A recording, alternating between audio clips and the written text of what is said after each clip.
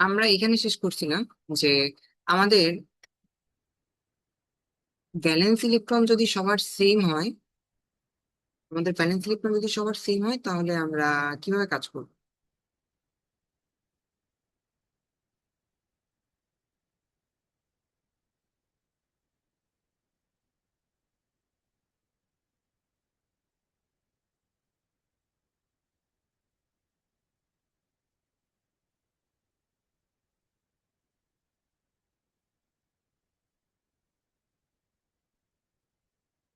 আমাদের valence electron যদি সবার সেম হয় তাহলে আমাদের মেল্টিং পয়েন্ট কিভাবে চেঞ্জ হবে, এটা ছিল হচ্ছে আমাদের প্রশ্ন। সেক্ষেত্রে যে ফ্যাক্টরটা কাজ করবে সেটা হচ্ছে সাইজ। আমাদের সাইজ নিয়ে চিন্তা করা লাগবে। দেখো, সোডিয়াম আর ফ্রান্সিয়াম এদের মধ্যে কার সাইজ ছোট কার সাইজ বড় এটা তো খুব বেশি স্পষ্ট, তাই না? আমরা জানি সাইজের কথা চিন্তা করলে সোডিয়ামের সাইজ সবচেয়ে ছোট আর ফ্রান্সিয়ামের সাইজ সবচেয়ে বড়, এরকম না নাকি? কোনো সন্দেহ আছে? ফার্স্ট রেসপন্স করো, দেখো অনেক জিনিস পড়ানোর বাকি, এর তো স্লো আগেলে হবে না। হ্যাঁ স্যার জানি। হ্যাঁ, এগুলা জানো। যদি জানো হ্যাঁ না কিছু বলবো, তাহলে আসলে বোঝা যায় না কি শুনতেছো কি শুনতেছো না। এটা তো সোডিয়ামের থেকে ফ্রান্সিয়ামের সাইজ বড়। এখন দুজনেরই লাস্ট শেলে কয়টা ইলেকট্রন থাকে? সোডিয়ামের সাইজ যদি এমন হয়, আর যদি লাস্ট শেল হয় এটা এরকম থাকে, আর এটা যদি ফ্রান্সিয়াম হয় তাহলে ও লাস্ট শেলে কয়টা ইলেকট্রন থাকে? 2 5 একটা এটা যদি ফ্রান্সিয়াম হয় ওরও লাস্টে একটা ইলেকট্রন থাকে। এবার বলো তো, ভ্যালেন্স ইলেকট্রন হিসেবে কার প্রতি অ্যাট্রাকশন বেশি হবে, সোডিয়ামের ক্ষেত্রে না ফ্রান্সিয়ামের ক্ষেত্রে? অ্যাট্রাকশন আর্সেনের কোথায় ক্ষেত্রে বেশি?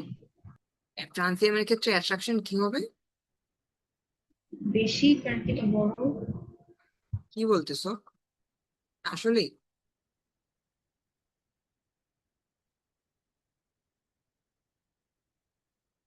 কেন? কারণ হচ্ছে, এটা তো খুবই সহজ কথা। ডিস্টেন্স বাড়লে কি হয়? আমরা জানি দূরত্ব বাড়লে ভালোবাসা কি হয়, কম। ডিস্টেন্স বাড়লে অ্যাট্রাকশন, ওই যে একটা বাংলা গানের লাইন আছে, ডিস্টেন্স বাড়লে অ্যাট্রাকশন কি হয়, কমে যায়। ডিস্টেন্স বাড়লে অ্যাট্রাকশন কমে যায়। এখানে সোডিয়াম আর ইলেকট্রনের মধ্যে যে ডিস্টেন্স, মানে হচ্ছে আমার সেন্টারে যে নিউক্লিয়াস থাকে তার সাথে আমার ভ্যালেন্স ইলেকট্রনের যে ডিস্টেন্স, ফ্রান্সিয়ামের ক্ষেত্রে সেই ডিস্টেন্সটা কি অনেক বেশি। ফ্রান্সিয়ামের ক্ষেত্রে সেই ডিস্টেন্সটা অনেক বেশি, এজন্য অ্যাট্রাকশন কি হবে, কমে যাবে। বাংলায় গানের লাইনটা হচ্ছে, শুনছো কি শুনে জানি না, দূরত্ব বাড়লে যোগাযোগ নিভে যায়। তো এটাই হয় যে এখানে দূরত্ব বাড়লে অ্যাট্রাকশন কমে যায়। তাহলে বলো এখানে কার মেটালিক বন্ডিং স্ট্রঙ্গার হবে, সোডিয়াম নাকি ফ্রান্সিয়াম? কার মেটালিক বন্ডিং স্ট্রঙ্গার হবে? কার মেটালিক বন্ডিং বেটার হবে, সোডিয়াম নাকি ফ্রান্সিয়াম? সোডিয়ামের না। অবশ্যই সোডিয়ামের হবে, কারণ সোডিয়ামের মেটালিক বন্ডিং স্ট্রং হবে, কারণ সোডিয়ামের ইলেকট্রনের সাথে অ্যাট্রাকশন বেশি। ভ্যালেন্স ইলেকট্রনের সাথে অ্যাট্রাকশন বেশি হলে কি হবে জানো? ভ্যালেন্স ইলেকট্রনের সাথে অ্যাট্রাকশন বেশি হলে আমাদের কি হয়? আমি ওই ইলেকট্রনকে শক্ত করে ধরে রাখবো, ওকে ছাড়তে চাইবো না, তাই না? অ্যাট্রাকশন বেশি হলে ওকে আমি ছাড়তে চাবো না, এজন্য আমার বন্ডিংটা বেশি হবে। তাহলে আমারে বলো যে মেল্টিং পয়েন্ট কার বেশি হবে, সোডিয়াম নাকি ফ্রান্সিয়াম? সোডিয়ামের। অবশ্যই সোডিয়ামের মেল্টিং পয়েন্ট বেশি হবে। তাহলে আমরা যেখানে শেষ করছিলাম, এখানে আমরা কিভাবে দেখলাম, গ্রুপ ওয়াইজ দেখলাম। এরপরে এই জিনিসটাকে হচ্ছে আমরা পিরিয়ড ওয়াইজ চিন্তা করবো। পিরিয়ড ওয়াইজ চিন্তা করি, সরি গ্রুপ ওয়াইজ তাহলে কি হবে যে সোডিয়াম কার বেশি হবে, আমাদের এই দিকে মেল্টিং পয়েন্ট বেশি হবে, তাই না? দেখো, মেল্টিং পয়েন্ট বেশি হবে। যদি গ্রুপ 2 এর ক্ষেত্রে চিন্তা করি, সেক্ষেত্রে আমরা একই রকম দেখতে পারি। মনে আছে তারপরে কি হবে বলো তো? এই এগুলো, তো এদের ক্ষেত্রেও কাদের মেল্টিং পয়েন্ট বেশি হবে, বেরিলিয়ামের মেল্টিং পয়েন্ট বেশি। এই তো গেল। তাহলে এই ছিল হচ্ছে আমাদের মেল্টিং পয়েন্টের জিনিস, অনেক সময় লাগবে মেল্টিং পয়েন্ট শেষ করতে। এরপরে মেল্টিং পয়েন্ট নিয়ে আর কোনো কথা নাই, মেল্টিং পয়েন্ট এখানেই শেষ। তাহলে মেল্টিং পয়েন্টের সামারি যদি আমরা করতে চাই, আমরা কি কি শিখবো? ডেফিনেশন, এরপর আমরা দেখবো যে লেফট টু রাইট কিভাবে চেঞ্জ হয়। আমাদের এই দুটো জিনিসই টার্গেট থাকবে, লেফট টু রাইট কিভাবে চেঞ্জ হয় এটা শিখতে পারা, আর একটা হচ্ছে টপ টু বটম মানে উপর থেকে নিচে কিভাবে চেঞ্জ হয় সেটা শিখতে পারা। টপ টু বটম যে আমরা জিনিসটা শিখি এটা কি হয় বলতো, গ্রুপ ওয়াইজ না পিরিয়ড ওয়াইজ, উপর থেকে নিচে? Group wise. এটা হচ্ছে গ্রুপ ওয়াইজ, আর লেফট টু রাইট হচ্ছে পিরিয়ড ওয়াইজ। পরীক্ষায় আমাদের প্রশ্ন এইভাবেই আসে যে বাম থেকে ডানে গেলে কিভাবে চেঞ্জ হয়। এখন পিরিয়ড ওয়াইজ আমাদের যতগুলা পিরিয়ডিক প্রপার্টিজ আছে তার মধ্যে মেল্টিং পয়েন্ট আর বয়লিং পয়েন্ট হচ্ছে সবচেয়ে বেশি চেঞ্জ হয়, মানে এই জিনিসটা কোনো নিয়ম মানে না। এটা আসলে কোনো নিয়ম মানতে চায় না। নন মেটালের ক্ষেত্রে কি কাজ করে? নন মেটালের ক্ষেত্রে আমরা বয়লিং পয়েন্ট নিয়ে চিন্তা করবো। এখন আমরা তাহলে পড়াশোনা করবো বেশিরভাগ কি নিয়ে? বয়লিং পয়েন্ট নিয়ে কাজ করবো। তো আমার প্রশ্ন হচ্ছে মেল্টিং পয়েন্টের ক্ষেত্রে আমরা কি নিয়ে চিন্তা করছিলাম? মেল্টিং পয়েন্টের ক্ষেত্রে আমরা কি নিয়ে চিন্তা করছিলাম? মেটালিক বন্ডিং নিয়ে। তো এখন আমাদের কি নিয়ে চিন্তা করা উচিত নন মেটালের?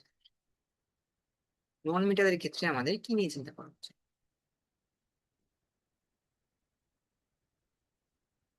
নন মেটালের ক্ষেত্রে আমরা যেটা নিয়ে চিন্তা করি সেটার নাম হচ্ছে ভিডিডব্লিউ। এটা মানে কি?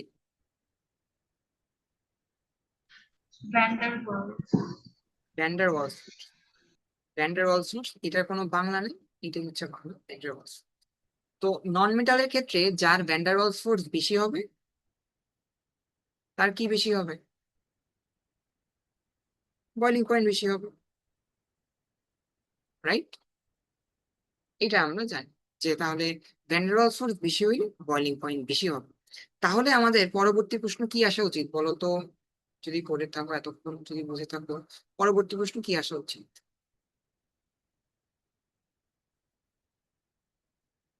পরবর্তী প্রশ্ন কি যদি আসা উচিত? ভ্যান্ডার ওয়ালস ফোর্স সেম হয় তাহলে কি? নো, এটা একটা ঠিক আছে, ভ্যান ডার ওয়ালস ফোর্স আসলে কখনো সেম হওয়া পসিবল না।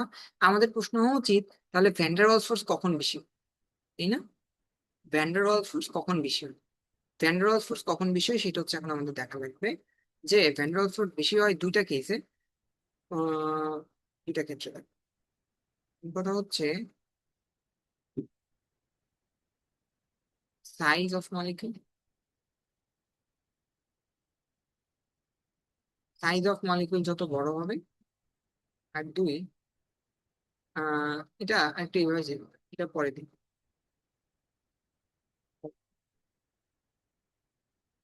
আমাদের মোলার মাস, আমাদের ওই মলিকিউলের মোলার মাস যত বেশি হবে, আর একটা ফ্যাক্টর কাজ করে হচ্ছে আমাদের shape and size. Shape and size of molecule, তার মানে আমাদের ভ্যান ডার ওয়ালস কখন বেশি হবে? যখন আমাদের একটা মলিকিউলের মোলার মাস বেশি হবে আর শেপ এন্ড সাইজ বেশি হবে। তাহলে এখান থেকে আমি যদি বলি ধরো এ হচ্ছে একটা মলিকিউল আর বি হচ্ছে আরেকটা মলিকিউল, এর মোলার মাস হচ্ছে ধরো, এর মোলার মাস আমি বললাম 70, বি এর মোলার মাস 80। তাহলে বড় কার কার ভ্যান ডার ওয়ালস বেশি হবে? কার ভ্যান ডার ওয়ালস বেশি? এর অবশ্যই বি এর ভ্যান ডার ওয়ালস বেশি। আর তাহলে বয়লিং পয়েন্ট কার বেশি হবে? অবশ্যই বি এর বয়লিং পয়েন্ট বেশি হবে। এবার আরেকটা গল্প চিন্তা করতে পারো যে এরকম, এটা আমরা পারলাম। আরেকটা গল্প চিন্তা করো, এটা হচ্ছে সি, এটা হচ্ছে ডি। আমি বললাম যে সি এর একটা অ্যাটমের, এখানে আমরা যে জিনিসগুলো উল্লেখ করছিলাম সেটা হচ্ছে মোলার মাস। এখানে আমরা উল্লেখ করছিলাম হচ্ছে মোলার মাস। মোলার মাস ছিল, একটু ভালো লক্ষ্য করো, মানে সাবধানে খেয়াল করো। আমি বলতেছি একটা অ্যাটম, সি এর একটা অ্যাটমের ম্যাস হচ্ছে ধরো 5, না 5 না আরো বেশি দিই, 20। আর এটা কার জন্য? সি এর জন্য। সি এর একটা অ্যাটমের ম্যাস হচ্ছে 20, আর ডি এর একটা অ্যাটমের ম্যাস হচ্ছে 10। ডি এর একটা অ্যাটমের ম্যাস হচ্ছে 10, সি এর একটা অ্যাটমের ম্যাস হচ্ছে 20, আর ডি এর একটা অ্যাটমের ম্যাস হচ্ছে 10। এখন তোমাদের কাছে নর্মালি কি মনে হবে বলো তো, বয়লিং পয়েন্ট কার বেশি হবে? অবশ্যই বয়লিং পয়েন্ট কার বেশি হবে? সি এর, তাই না? এটা মনে হওয়াটা কি স্বাভাবিক না?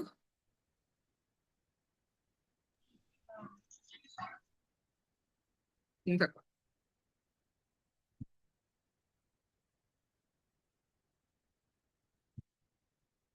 এই হ্যাঁ না ওইটা কিছু কি তো বলো। মলিকিউলার মাস তো বলেন না, না সরি এইটা মোলার মাস তো মলিকুলার মাস বলেন না। বল, মোলার মাস বলি না, আমি বলছি জাস্ট একটা সিঙ্গেল অ্যাটমের মাস হচ্ছে 20, একটা সিঙ্গেল অ্যাটমের মাস হচ্ছে 10।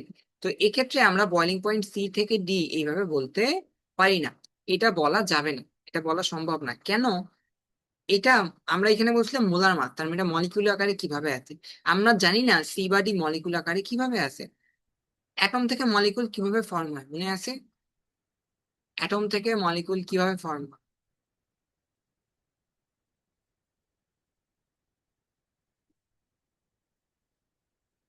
ফার্স্ট এগুলো এত স্লো বললে স্যার হবে না। কি বলেছে, স্যার কি বলেছেন অ্যাটম আমার কথা থেকে মলিকিউল কিভাবে ফর্ম হয়?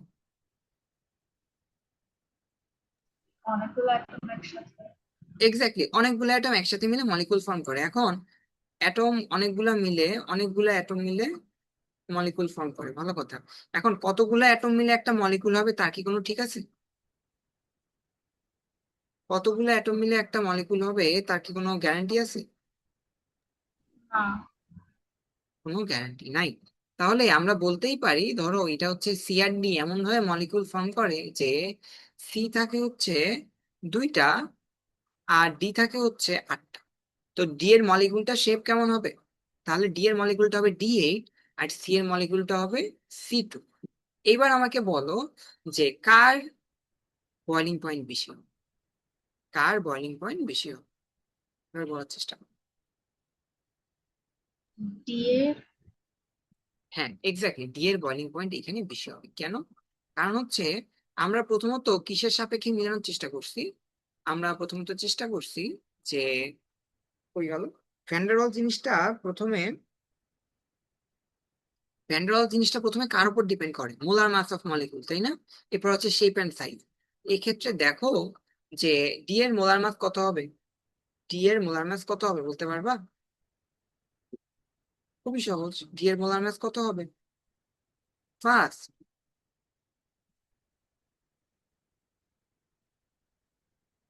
ডি এর মোলার মাস কত হবে?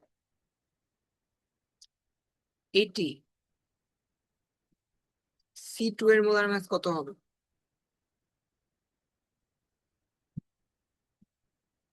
40। 40। তাহলে আমার বয়লিং পয়েন্ট কার বেশি হবে? ডি এর। সি থেকে ডি এর বয়লিং পয়েন্ট বেশি হবে। এই তো পারলাম। তো এইভাবে হচ্ছে আমাদের বয়লিং পয়েন্ট হিসাব করতে হয়। তো আমরা বয়লিং পয়েন্ট কার জন্য হিসাব করতেছিলাম? নন মেটালের জন্য। আমরা বয়লিং পয়েন্ট কার জন্য হিসাব করতেছিলাম? নন মেটালের জন্য। তো নন মেটালের জন্য যেহেতু বয়লিং পয়েন্ট হিসাব করতেছি, নন মেটাল আমাদের কোন গ্রুপে ছিল মনে পড়ে? নন মেটাল আমাদের কোন গ্রুপে ছিল? 14 থেকে 18। 14 থেকে 18। তাহলে আহ আমরা এইখানে এখন চিন্তা করি, দাও এখানে আমরা খুব বেশি নন মেটাল নিয়ে পড়াশোনা করবো না, আমাদের বইতে পড়াশোনা খুব বেশি নাই, এখানে অল্প আছে। দুইটা জিনিস খেয়াল করবো, দেখো আমি এখানে মার্ক করে দিই ইয়েলো কালি দিয়ে, ইয়েলো দিয়ে। সিলিকন, ফসফরাস, সালফার, ক্লোরিন, এদের মধ্যে কি মনে হয় কার বয়লিং পয়েন্ট বেশি হবে, কার বয়লিং পয়েন্ট কম হবে? এরা সবাই নন মেটাল, আমরা এইভাবে একটা কম্পারিজন করবো এদের চারজনের মধ্যে। আর একটা কম্পারিজন করবো আমরা টপ টু বটম এইভাবে, যে ফ্লোরিন, ক্লোরিন, ব্রোমিন, আয়োডিন, এদের চারজনের, বুঝছো? আমরা শুধু এই জিনিসটা খেয়াল করবো, দুইটা কম্পারিজন করবো, একটা হচ্ছে লেফট টু রাইট শুধু এদের এই গ্রুপটার মধ্যে, আর টপ টু বটম ফ্লোরিনের গ্রুপটার মধ্যে। দেখো তাহলে আমরা সামনে আগাই। এই যে দেখো, এই যে তাহলে সিলিকন, ফসফরাস, সালফার, ক্লোরিন, তোমাদের কি মনে হয় এদের কার বয়লিং পয়েন্ট বেশি হবে? আমরা এদের অ্যাটমিক মাস সিলিকনের জানি, বেশি। আমরা এদের অ্যাটমিক মাসটা বলি যে সিলিকনের অ্যাটমিক মাস কত? 28। ফসফরাসের কত? 31। সালফারের কত? 32। ক্লোরিনের কত? 35.5। আমি কিন্তু আবার বলতেছি এগুলো সবার কি মাস? অ্যাটমিক মাস, পারমাণবিক ভর। মানে এটা শুধু একটা অ্যাটমের মাস, এটা কিন্তু মলিকুলার মাস না। এবার বলো যে কার বেশি হবে?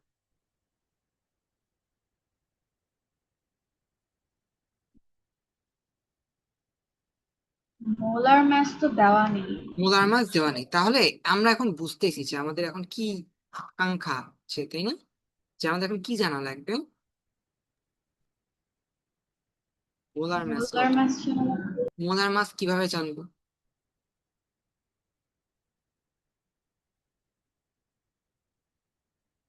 ধরো এইভাবেই দেওয়া থাকবে পরীক্ষা। তাহলে কি সাইজ এন্ড শেপের হ্যাঁ, অবশ্যই। একটা জিনিস চিন্তা করো, সাইজ অ্যান্ড শেপ যত বড় হবে মোলার মাসে তত কি হবে, বেশি হবে। বেশি হবে? এই তো, তাহলে এখন আমাদের জানতে হবে যে একটা মলিকিউল কোন অবস্থায় থাকে, একটা মলিকিউল কোন অবস্থায় থাকে সেটা। তো যদি সিলিকনের কথা চিন্তা করি, যদি সিলিকনের কথা চিন্তা করি, তাহলে সিলিকন থাকে হচ্ছে এইভাবে। সিলিকন, এই যে এল, SiL এভাবে থাকে। এর মানে কি বলতো? সিলিকনের সাথে সিলিকন এন সংখ্যক থাকে, এটার মানে কি? মানে হচ্ছে অনেকগুলা সিলিকন এইভাবে চেইন আকারে থাকে, অনেকগুলা সিলিকন। কতগুলা থাকে সেটা হিসাব নেই, কতগুলা থাকে সেটা হিসাব নেই, উপরে নিচে এইভাবে থাকে সিলিকন। এরপরে ফসফরাস থাকে কয়টা? ফসফরাস একটা কালি দিয়ে লিখি। ফসফরাস থাকে P4 হিসেবে, ফসফরাস থাকে P4 হিসেবে। সালফার থাকে কিভাবে? সালফার থাকে হচ্ছে S8 হিসেবে। আর ক্লোরিন থাকে কিভাবে? ক্লোরিন থাকে Cl2 হিসেবে। এই হচ্ছে আমাদের ব্যাখ্যা, এইভাবে দিতে হবে। বলো, এবার বলো যে এদের মধ্যে কার বয়লিং পয়েন্ট বেশি হবে, এদের মধ্যে কার বয়লিং পয়েন্ট বেশি হবে?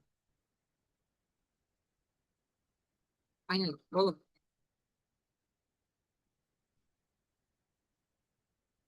এস এর। অবশ্যই কার কার কার এস। সালফার। সালফার। সালফার না সিলিকন, চিন্তা করো। Sorry, silicon silicon. সিলিকনের কারণ কি? কারণ সিলিকন কতগুলা থাকে তার কোনো হিসাব নেই। সিলিকনের এটাকে বলা হয় হচ্ছে giant structure, giant structure, chain structure অনেক বড় আকারে থাকে। তাহলে আমাদের কি হবে? সিলিকন এন, তারপরে কি হবে?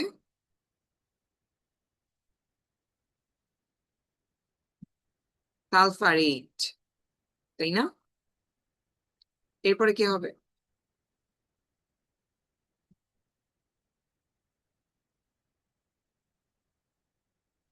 P4, এরপরে থাকবে হচ্ছে Cl2, এরপরে থাকবে Cl2। দেখো ঠিক হলো। এটা হচ্ছে আমার বয়লিং পয়েন্টের ট্রেন্ড, হইলো?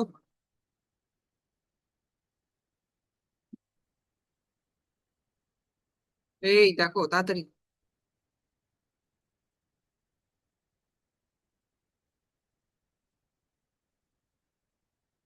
বলো।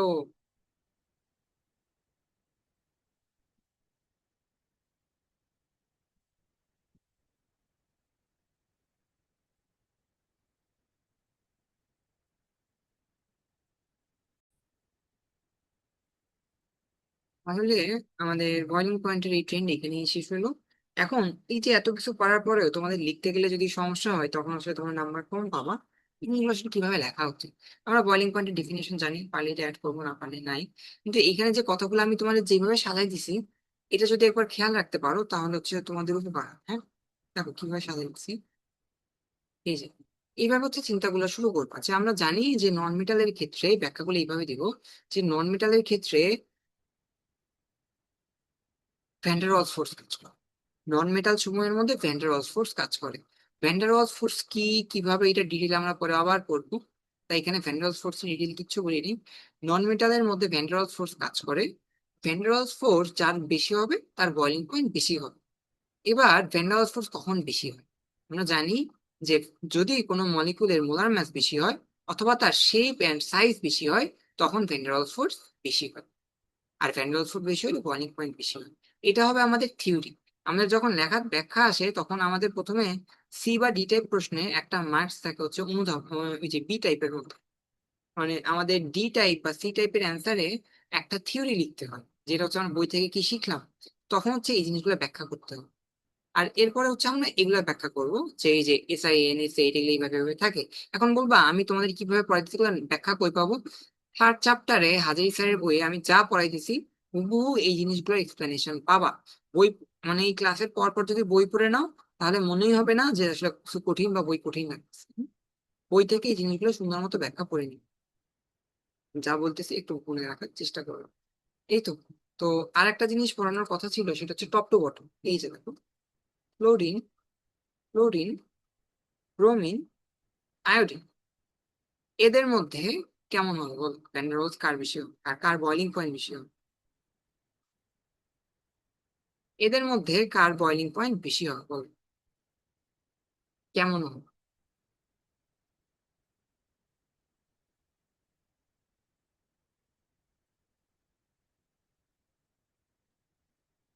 আচ্ছা, আয়োডিনের সবচেয়ে বেশি হওয়ার কথা না? আয়োডিনের সবচেয়ে বেশি হবে, তাই না? কেন? ভেরি গুড, তোমার অ্যান্সার ঠিক আছে। আয়োডিনের বয়লিং পয়েন্ট সবচেয়ে বেশি হবে, তোমার অ্যান্সার ঠিক আছে। বলো কেন? সাইজ সবচেয়ে বড়। এই তো পারফেক্ট, তোমার অ্যান্সার ঠিক আছে। যে আমরা যদি সাইজ চিন্তা করি, যদি ফ্লোরিন হয়, এটা যদি ফ্লোরিন হয়, এটা যদি ব্রোমিন হয়, আরো ছোট করে দিই, এটা যদি ফ্লোরিন, ফ্লোরিন, ব্রোমিন, এটা হচ্ছে আয়োডিন। তো আমরা জানি যে সাথে মোলার ম্যাস কি হবে, বাড়বে না? আমরা জানি টপ টু বটম যেহেতু ইলেকট্রন বাড়ে, তাই প্রত্যেকের মোলার ম্যাসও কি হবে, বাড়বে। তাহলে দুইটা কথাই বলা যায়, যে মোলার ম্যাসও বাড়তেছে টপ টু বটম, আবার সাইজ অফ দ্য মলিকিউলও বাড়তেছে। তাই টপ টু বটম আমাদের কি বাড়তেছে, ভ্যান ডার ওয়ালস বাড়তেছে। আর তাই আমাদের বয়লিং পয়েন্ট, এই জিনিস বুঝতে পারি।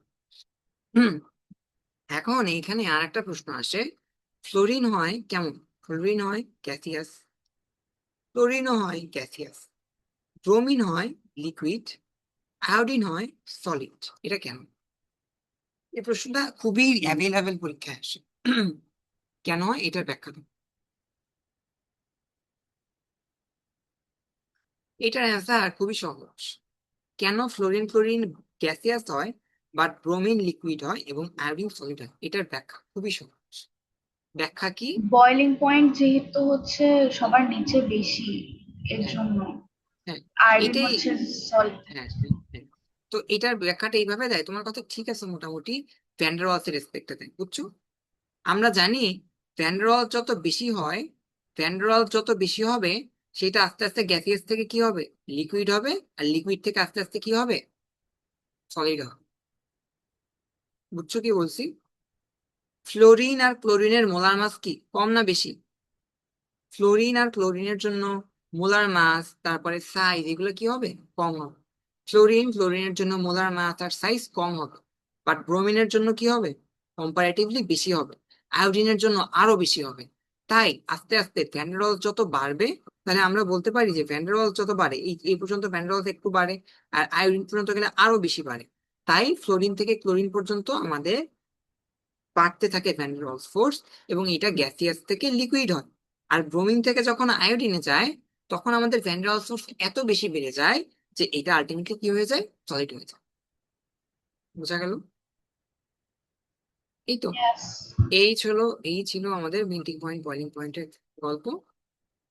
এরপরে আমরা শুরু করব অ্যাটমিক সাইন্স।